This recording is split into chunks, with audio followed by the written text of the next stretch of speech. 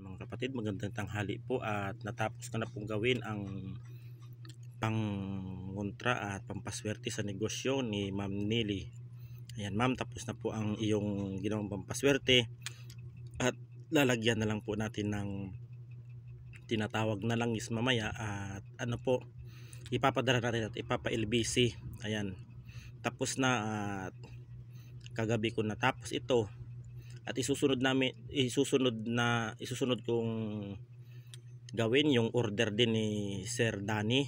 Ayan, si pasyente ko galing sa Maynila at umuwi talaga dito at nagpagamot. Ayan, at nakalas na rin ang kanyang sakit na spiritual at magpapagawa siya nito ng pamproteksyon din, pampaswerte sa negosyo. Ayan, at para sa kanyang tindahan. Yan, at magpapagawa siya sa akin at kukunin niya sa Biyernes kasi sa Sabado ay babalik na siya sa Maynila at siya ay gumaling na sa kanyang karamdaman na spiritual. Yan, Sir Danny, hintay-hintay lang po sa yung ipinapagawang garapa sa akin at gagawin natin yan mga mamaya. Hintay-hintay lang.